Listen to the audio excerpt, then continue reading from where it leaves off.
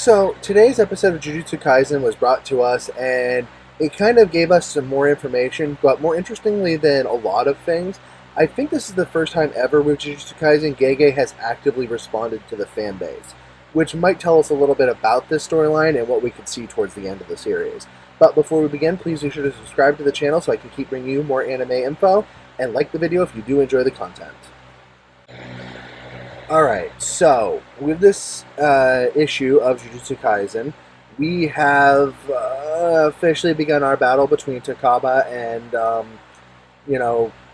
Kenjaku. That was a thing, but more interestingly, we also got our first check-in, really, with everyone back at the command center since, really, the death of Gojo and the whole planning that went into this fight.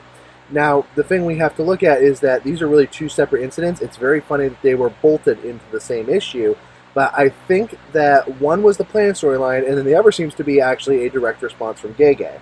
So, starting with the battle between Takaba and, Kenjaku, it wasn't that interesting. Unfortunately, it was about as predictable as you could be. I think I brought up last week that this was going to be a bad fight, and unfortunately, it's swinging in the exact same direction I thought it was going to. Why? Because Takaba appeared to be doing well at first, and then Kenjaku, through very little effort, manages to start overpowering and working on his technique. It's honestly almost a meme at this point, to the fact that the villains in the series have gotten a metric ton of plot armor. And it's ironic, considering that while Jujutsu Kaisen was always known for its harsh penalties to main characters, it always felt like bad characters and villains were always, attributed to the same factors. Something would usually go wrong with the villain's plan just as much as it would with the hero's plan, creating very interesting and dynamic storylines. That is no longer the case, and it hasn't been for quite a while. So, do I think that the battle with Takaba is going to get any better? No, I don't. I think it'll probably be over next week, and we're going to be moving on to whoever's job it'll be next. Hey, you. Yes, you. So, I noticed that sometimes my audience tends to drop off around this point, and if you are starting to feel like you might click away, why don't you go ahead and click on this card right here up in the corner so you can go to my One Piece video. We're trying to introduce some more mangas and animes to the channel, and I'd love to have your support with that. Alright, as I suspect, although I was not aware of this, there must have been some pretty definitive fan outrage alongside my own, the fact that everybody else was just sitting around on a couch watching Gojo fight while we had to endure basically 4 months of a singular fight in Jujutsu Kaisen. And given Jujutsu Kaisen's previous fights, there has never been one like that before. Never one that was as long, and never one that was singularly held on only one character. So, you're probably wondering, does it make a difference? Did they adequately explain why the characters thought it was a good idea to essentially start one-offing these fights? No. Gege attempts to make an excuse for saying why it could be a trap if they were to deploy all together, or if they were to separate, if they could be overwhelmed. But honestly, neither is a sufficient answer that fully explains why they don't enter the fight, other than Gege doesn't want them to enter the fights en masse. He wants them to be individual battles. It's not really a good explanation, but it's the only one we've gotten. The fact we've gotten one at all, though, is very interesting, as Gege has almost never seemed to have to explain the inner working thought processes of how things happen in Jujutsu Kaisen.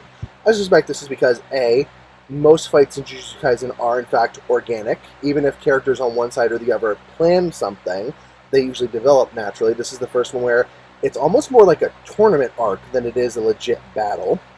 But it also is probably indicative of the fact that he's getting a lot of fan response to this because it's boring. It is boring to have to sit through the fight for 4 months when we became pretty clear in the second month that Gojo could not win that fight. And we're still seeing it. We're seeing it consistently and constantly. It's not like we don't think or speculate that there could be things that could happen here, but let's be blatantly honest. Gege is not one for pulling epic moments out of his butt with nothing to back them up, so the list of the epic moments that could actually happen are very few. There's none that are non-existent, and that could get its own video, but for the ones that could actually happen, there are very few. Another considerable factor that you might want to take into account with that is the fact that this fight is really the wrap-up of Jujutsu Kaisen as a whole.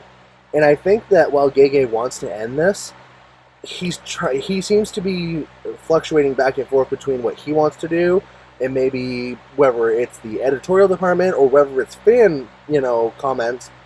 I'm not sure if he knows exactly how he wants to end it now. Truth be told, I think Jujutsu Kaisen is in for a bittersweet ending. I don't think this is going to be a devastating ending. It's not going to be as bad as Attack on Titan, for instance, but I don't think we're in for a satisfying, really, high epic ending. And that's kind of unfortunate, but we're just going to have to deal with that.